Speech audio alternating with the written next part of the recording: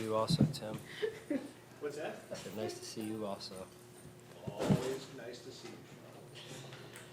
All right, we'll go ahead and get started. You know, a lot of guys got some of their first experience dipping their toe into the NFL for the first time in real live game action, so that was good. Thought the guys fought hard to stay in the game at times and then mount a comeback at the end there. Really appreciate that. That said, there's a lot we can take from this game, both young and old, and coaches and players.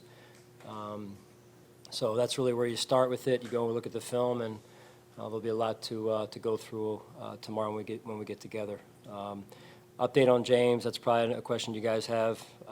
James and I had a good conversation yesterday. You know, we talked about warming up. He agreed to warm up, but not play due to his situation right now. So that's where we're at. So no change really overall. What is, can you, if you can elaborate on that, if maybe you don't care to, but when you say to not play, is there, what's the compromise there? You just wanted him out there, make sure he was there, or?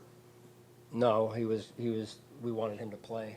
I wanted him to play, but I don't really want to, go into it any further. There's really no change at this point in time from what it was going into this weekend and the game today. So, he warmed up, like I said, but at this point, due to his situation and the position he's in, was not willing to play. So that's where we're at. Again, it was a good conversation, but really no change overall. What do you like about how Mitch did getting the start? Yeah, I thought he did some good things, in particular. I think it was the third or fourth drive there, moving us down the field, got into a good rhythm, made a couple great throws there.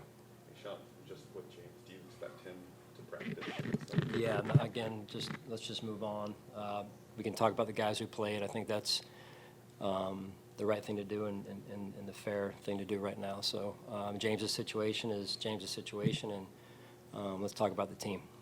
Sean, along the lines of Mitch, Mike had his moments too. How do you assess that backup quarterback race right now? Yeah, no, I think both of those guys did some good things. Both of those guys moved the team down the field, at times, and I'm sure both have some plays that they want back. Just overall, we'll continue to look at it. They'll continue to battle as we get back into practice this week. We just talked to Joey Bosa in the locker room. He said it might have been about 6 years since he played in the preseason. Was it good for you to see him get some snaps in that setting, and did you like what you saw? Yes, we were out there first on defense and had a chance to get off the field on the first third down. Bigger picture now, but specific to Joey, I thought it was good that he got out there. It really was, and same for our ones to get out there, get their kind of minds right, minds around, hey, playing and getting into warm-ups and going out there, getting some maybe pregame jitters going, and that's the ramp up to the season here. So as you could tell, we got a lot of work to do. I thought Joey again did some good things there. It looked like in the run game in particular on a couple plays, and I appreciate him being the pro that he's been to this point and going out there and playing. Jordan Hancock has a lot on his plate early due to his versatility today, getting pressure, open field tackling, interception that's negated by a penalty. Yeah. What did you think of his first game? Yeah, it looked good. Again, you really don't know until you watch the film. I'm not out there watching a specific person necessarily, but there's certain guys that you could feel they showed up in the game. You could feel them on special teams, feel them on defense in this case, Jordan being one of them. Why did you have Ray Davis kick the extra point even though you signed a kicker yesterday? You never know, right? I just feel like, what if it happens in a game? We've been on the other side of it where a team has lost their kicker. I think it was in pregame warmups a few years back. So you kind of make a mental note of that and saying, hey, what if it happened to us? And with T-Bass out, even though we signed a kicker, I wanted to see what it would look like. It's different doing it in practice. We've always practiced it, but the transition, right, the pit stop, we score, Ray's on the sideline. They're hitting his lug nuts in the pit stop, and we're getting the shoe off and getting the other shoe on. And I think Coach Tabor may have tied his shoe for him. I'm not sure. But it was really good pit stop, and then the execution. So really cool to watch. So 0 to 100% of being practical versus what percentage of that was because it's fun? And you're a team because that it's has fun. done things that you will keep your guys engaged just because it's fun. Well, yeah, I mean, it is fun. I mean, it's fun to see that. I think it's energy producing, and Ray takes a lot of pride in things, right? In particular, playing running back, being a great teammate, and then in this case, you know, kicking. And like, what happens if it does happen? What are we going to do in the middle of a game? Now we're a little bit tested, at least. I don't plan on doing it again this preseason. I think once is enough. I don't want him to pull a hamstring or whatever, trying to kick an extra point or a field goal. But it was good for us to do it. When I was on the sideline after, I'm like, okay, how much of it is in fact realistic in a real game? If we had to do it, how quickly let's say Ray scores, right? I mean, that's going to be a challenge to get him all the way back. So we got to come up with another plan, pit stop. Maybe somebody runs the shoe out to him, It's a high school thing, right? Quarterbacks You never kicker know. a lot of time. right? Yeah. Bicycle shoe, when I was This is like we're filibustering here. We could talk about this all night. It's the preseason. Hey, Sean, have you done Yes, that it was. Hey, jump in whenever you want. special teams is obviously something we're all paying attention to, return game. Yeah. Have you made any, we saw who was out there today, have you made any inroads on what do you think's happening return-wise? We wanted to see a few guys today, really as many of the guys as we could.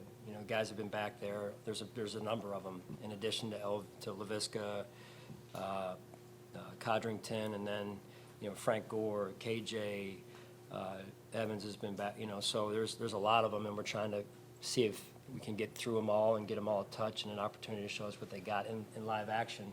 It's one of the harder things to practice live, right? Full speed is running down on kickoff, and because of the numbers and guys who are healthy, then also, the physicality of the play. So. Would you consider maybe one of your toughest roster decisions is dedicating a position to just a return guy? Because Codrington really last year didn't really help you on defense. He was Right. a return guy. Yeah. Is it hard to create that one roster spot?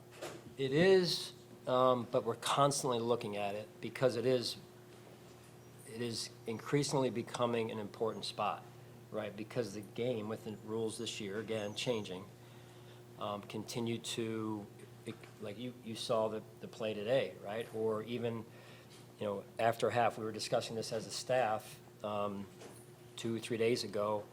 All right, what's the decision before half? Are we going to kick it into the end zone, where it used to be a team would just, sit on the ball, there's X amount of seconds left, they'll sit on it, ball's at the -20, touchback in the old way, right, or years ago.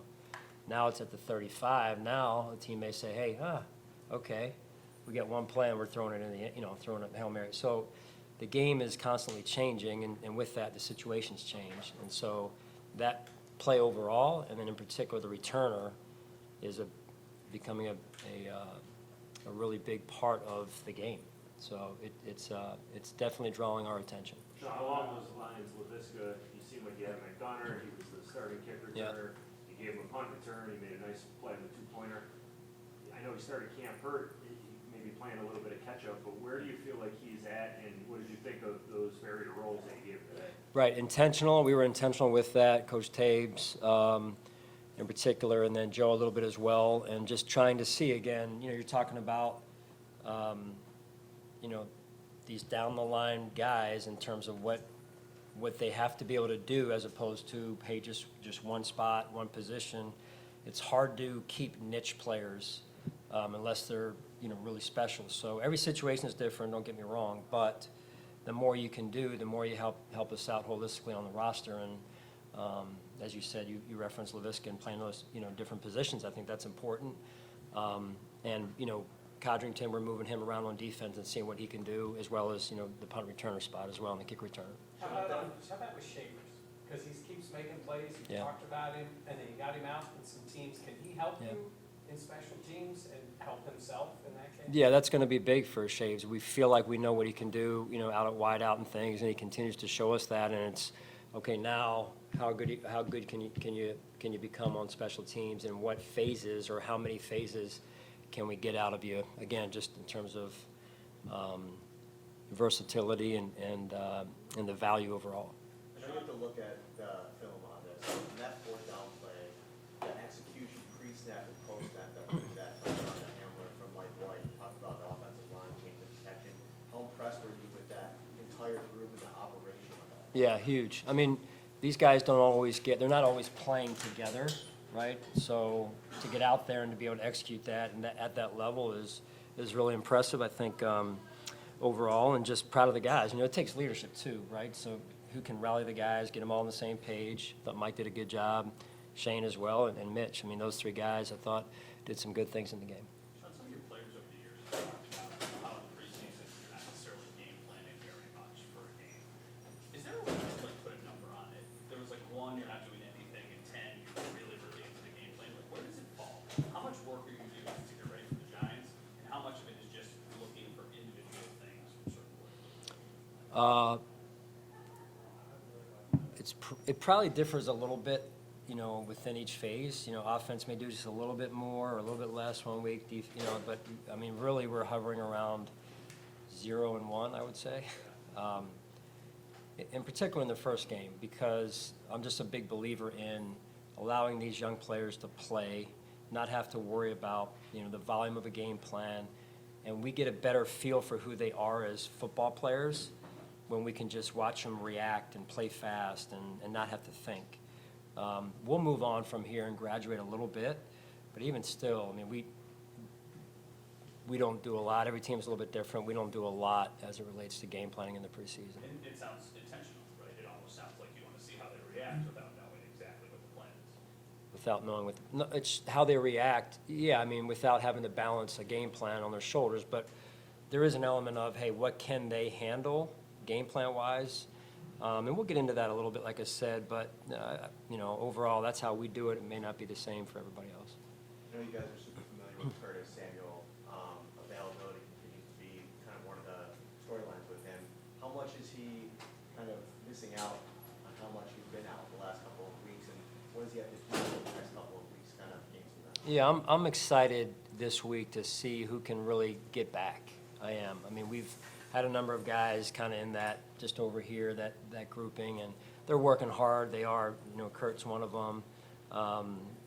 And he knows, and they all know, availability is important, right? It's time to go, and, you know, the season's not far away. So we have a lot to learn from today. Wasn't where it needed to be in a lot of ways. So we've got a lot of work to do, and getting these guys back to put in the work is part of our challenge right now. And so the season's not waiting on us, but we need some of these guys back and back fast. Good? Thank you.